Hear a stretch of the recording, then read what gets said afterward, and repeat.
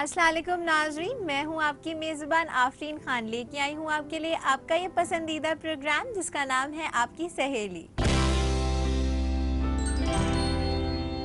नाज़रीन, आज हम आपके लिए लेकर आए हैं खूबसूरत रहे आप, जिसमें हमारे एक्सपर्ट आपको बताएंगी फ्रेंच नेल आर्ट के बारे में और साथ ही साथ आपकी मुलाकात कराएंगे हमारे ब्यूटी एक्सपर्ट से। इससे पहले शुरुआत करें आज के इस एपिसोड की। चलिए देखते हैं इसकी एक छोटी सी झलक। सबसे फर्स्ट जो हमारा फ्रेंच टिप करने का तरीका होता है और जो सबसे बेसिक होता है दैट इज़ टू मेक एक स्ट्रेट लाइन फ्रेंच। उसको बनाने के लिए मैं एक पॉइंट से शुरू कर रही हूँ सेंटर में और मैं उसको साइड्स पर लेकर जा रही हूँ, similarly on the other side. Waxing से जब हाथ पे सैगिंग आ जाती है तो चेहरा तो फिर बहुत ही नाजुक एरिया है हमारा और इसको अवॉइड ही करना चाहिए। चीक्स बहुत खींच के निकाले जाते हैं, ये चीक एरिया लोग क्लीन कराते हैं। चिन एरिया आप करा सकते हैं, लेकिन हाँ ये भी प्रॉब्लम है कि ये सैगनेस यहाँ पे भी आ जाएगी। तो नाज़रीन, चलिए बढ़ते हैं हमारे पहले सेगमेंट की तरफ जिसका नाम है खूबसूरत रहे आप, जिसमें हमारी एक्सपर्ट यानी गुंजन आपको बताएंगी कि नेल आर्ट आप किस तरह कर सकते हो और अपने नाखूनों को और ज़्यादा खूबसूरत बना सकते हैं।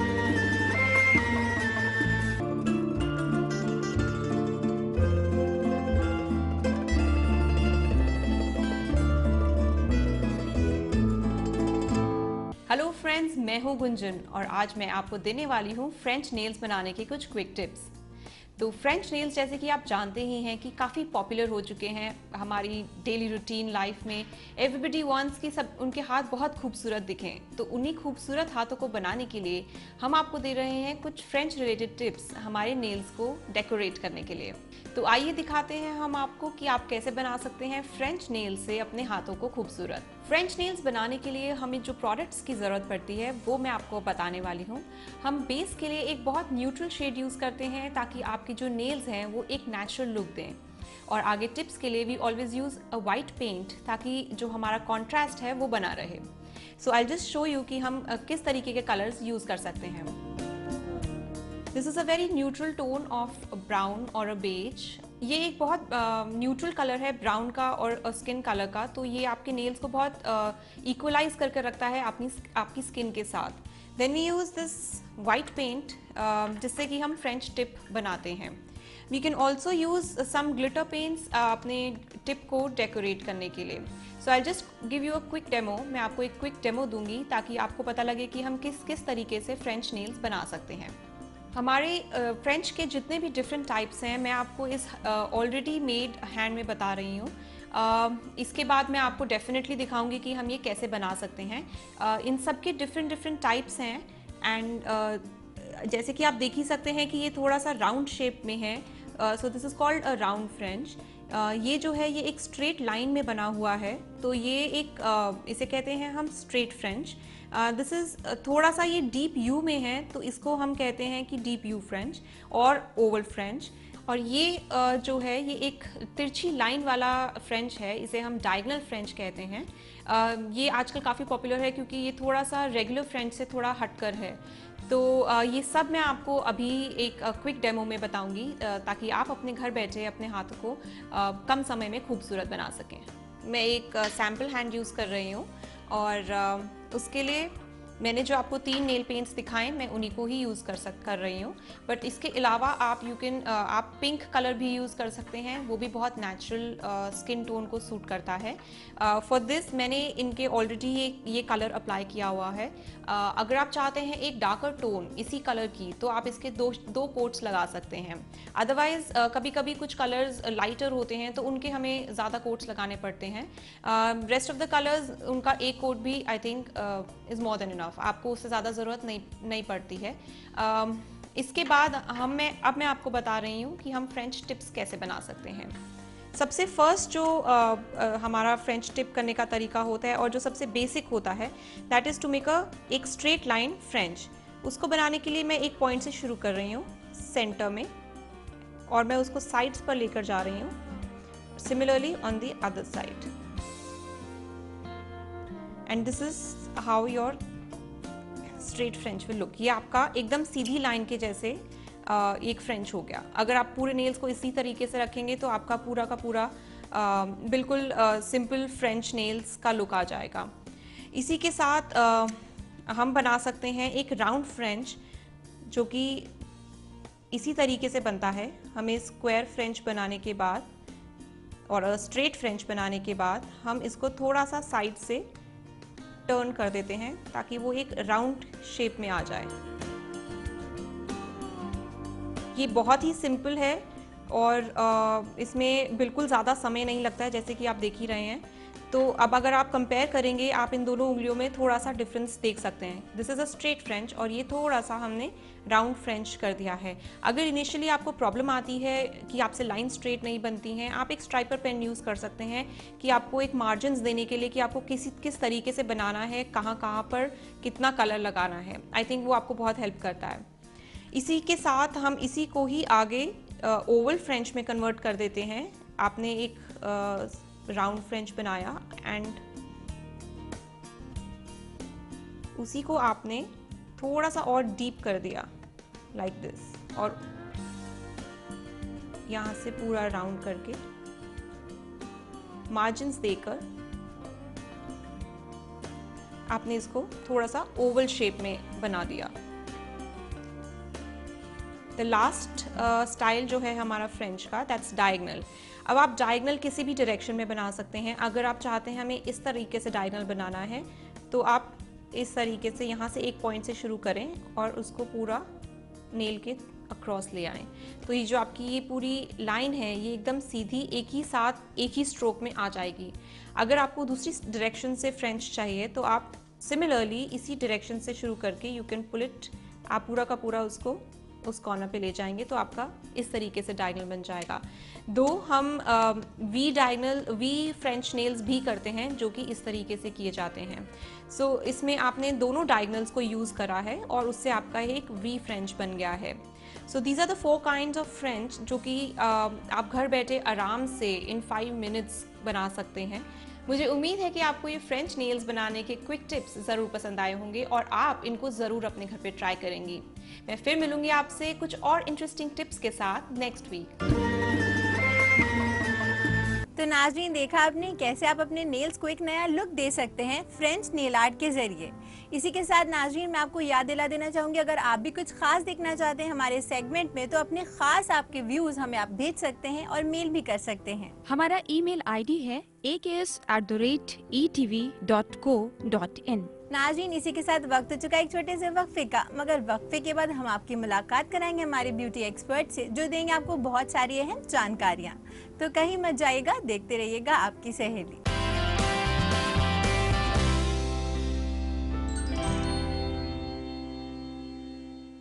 नाज़रीन, वक्फे के बाद आपका खैर मकदम है इस प्रोग्राम में जिसका नाम है आपकी सहेली। तो नाज़रीन चलिए बढ़ते हैं हमारे दूसरे सेगमेंट की तरफ जिसका नाम है ब्यूटी एक्सपर्ट टॉप। नाज़रीन, आज का हमारा मौजू है अनवांटेड फेशियल हेयर, जिसके बारे में हमारे एक्सपर्ट बताएंगे कि इसकी क्या वजूहात होती है और इससे हम किस तरह बच सकते हैं। इस बारे में तमाम जानकारी देने के लिए हमारे साथ स्टूडियो मौजूद है हमारे एक्सपर्ट जिनका नाम है समरीन खान। तो चलिए चलते हैं इनके जानिब व इस्तकबाल करते हैं इनका। समरीन, आपका इस्तकबाल है हमारे इस प्रोग्राम में। शुक्रिया। समरीन, जैसे कि आज का हमारा मौजू है कि अनवांटेड फेशियल हेयर्स जो हो जाते हैं ख़वातीन को काफ़ी परेशान करते हैं और बहुत ज़्यादा कॉमन होता जा रहा है ये, तो इसकी क्या वजूहात है ये आप हमारे नाज़रीन को बताइए। देखिए, बेसिकली जो प्रॉब्लम हम आजकल फेस कर रहे हैं और मान के चलें कि हम 50% लेडीज़ आजकल ये प्रॉब्लम फेस कर रही हैं। अनवांटेड हेयर्स जो होते हैं बेसिकली आपके फेस पे सबसे ज़्यादा आते हैं। चिन एरिया, चीक एरिया, आपके अपर लिप एरिया, ये आपका नेक एरिया आ जाएगा। तो और कई बार चेस्ट एरिया भी आ जाता है। आप लोअर नेक एरिया जो होता है उस पर हो जाता है। वजह इनकी ये है कि या तो आपका हार्मोनल डिसबैलेंसमेंट हो रहा है, सेकेंड आती है एज प्रॉब्लम्स एंड थर्ड आती है जेनेटिक प्रॉब्लम। जी। हो सकता हो आपके पेरेंट्स को या आपके मदर को ये रहे हों और वो आपको इनहेरिट मिल गए हों। बिल्कुल। और हो सकता है कि इंटरनल, क्योंकि एक मशीनरी है हमारे अंदर, कई बार होता है उसमें कुछ डिसबैलेंसमेंट आ जाता है, कुछ परेशानियां आ जाती हैं जिसकी वजह से, या मेडिसिन बेसिकली होता है कि मेडिसिन हम लेते हैं उसकी तासीर इतनी गर्म होती है, जो गर्मी होती है उसकी वजह से कुछ टिश्यूज़, कुछ इनबैलेंसमेंट हमारे इंटरनल ऑर्गन्स में आता है जो कि अलग अलग केमिकल्स बनाते हैं। जी। जब उनका इनबैलेंसमेंट होता है तो उसको हम कहते हैं कि ये इनबैलेंसमेंट आपका हार्मोनल डिसबैलेंसमेंट आ रहा है। उस वजह से सबसे ज़्यादा आपके ये प्रॉब्लम आती है। समरीन, अब मैं आपसे ये जानना चाहूँगी कि जो हमारी ख़वातीन होती है वो हमेशा फ्लॉलेस दिखना चाहती हैं, मगर इन वजूहात की वजह से बहुत ज़्यादा दिक्कतों का सामना करना पड़ता है उन्हें, तो इनसे कैसे बच सकती हैं वो? सबसे बड़ी प्रॉब्लम तो ये है कि आने से पहले ही अगर हम इसका बारे में जान लें, या अगर आपके पेरेंट्स को है और आपको पता है कि कहीं ना कहीं आपको इफेक्ट कर सकते हैं, तो इसका ख्याल रखें शुरुआत से तो ज़्यादा बेहतर है। लेकिन कई बार हम देखते हैं कि ज़्यादा ध्यान नहीं देते, पहले एक आध हेयर्स हल्के पुल्के आते हैं और उसके बाद हम उसको कुछ थ्रेडिंग या कोई ऐसे ट्रीटमेंट्स के लिए चले जाते हैं जो उस चीज़ को और हाइपर कर देते हैं। उसके बाद वो स्किन ख़राब करने लगते हैं, स्किन ख़राब होने के बाद पिंपल्स प्रोन हो जाते हैं या ओपन पोर्स हो जाते हैं। तो ये स्टेप बाय स्टेप जो है बद से बदतर हालत होती जाती है। इससे पहले ही हमें अगर पता लग जाए कि हाँ ये हमारे अंदर ये प्रॉब्लम आ रही है या हमने इतनी मेडिसिन खाई हैं, तो आप एक बार डॉक्टर से अपने जिसने मेडिसिन प्रिस्क्राइब करें या एक जनरल फिजिशियन से आप कंसल्ट करें, और अगर आप इनबैलेंसमेंट टेस्ट करा लें तो इससे बचा जा सकता है। समरीन, अब मैं आपसे ये जानना चाहूँगी, कहीं ना कहीं मिलावट क्या इसकी वजह है? जी हाँ, आजकल जैसे हम खाना खा रहे हैं या जो भी हमारी फसलें हो रही हैं, जो वेजिटेबल्स हम खा रहे हैं, आपको पता ही है कि कितना फर्टिलाइज़र डाला जा रहा है। ये फर्टिलाइज़र नहीं डाला जा रहा तो उसको ग्रीन दिखाने के लिए आर्टिफिशियल कलर कर रहे हैं। एप्पल पे आपने कई बार नेट पे या ऐसे ही जनरल देखा होगा कि उसको वैक्स पॉलिश की जाती है। तो जब हम इतनी जहरीली चीज़ें अपने अंदर खा रहे हैं तो कहीं ना कहीं वो जहर पैदा कर रही हैं और साइड इफ़ेक्ट्स उसके हर हाल में आपको सामने आएंगे ही एक टाइम बाद। हर हाल में वो कहीं ना कहीं तो दिखेगा ही। कहा जाता है यू लुक व्हाट यू ईट। जैसे आप कुछ भी खाते हो उसका जो इफेक्ट है आपकी स्किन पे सबसे पहले आता है। जी, what you eat is a mirror of your personality. वो ग्लो करके इंटरनली आपके प्रोसेस होके आपके चेहरे पे, आपकी बॉडी पे आता है। लेकिन आजकल जो हम खा रहे हैं एक्चुअली इतना मिलावट वाला है, प्रॉपर नहीं है। प्लस हम कैंड और टिन्ड और जितना भी आप ले लीजिए, कैंड फ्रूट्स जूस ले लेते हैं, टिन्ड फ्रूट जूस ले लेते हैं, या फिर हम पैक्ड फूड ले लेते हैं, फ्राई किया खा लिया। तो इनडायरेक्टली प्रिजर्वेटिव्स हम खा रहे हैं, उसमें प्रिजर्वेटिव्स होते हैं। तकरीबन होना यही चाहिए कि फ्रेश फ्रूट लेकर आए, काटा और विद पल्प उसको खा लिया।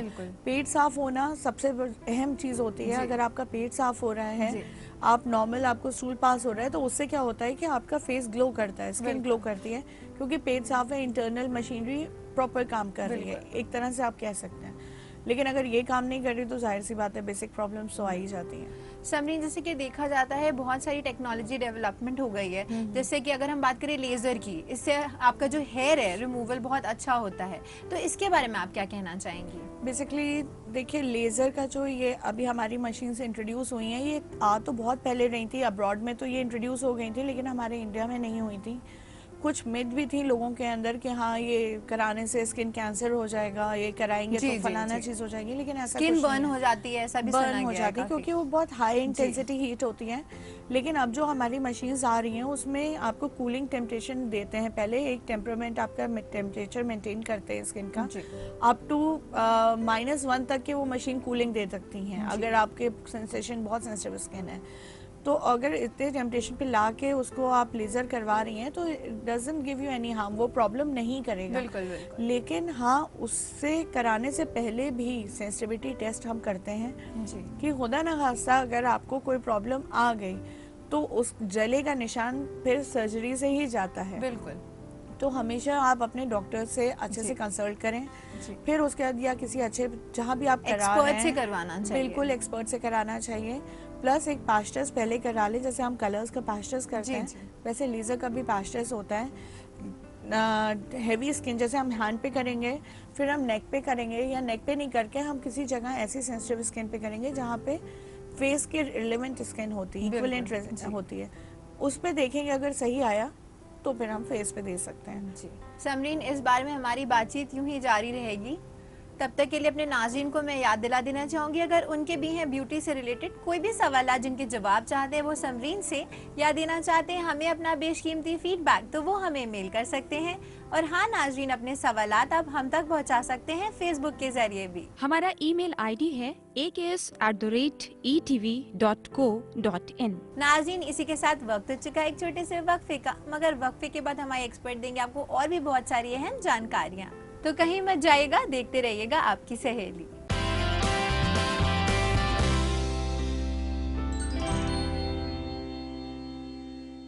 नाज़रीन, वक्फे के बाद आपका खैर मकदम है इस प्रोग्राम में जिसका नाम है आपकी सहेली।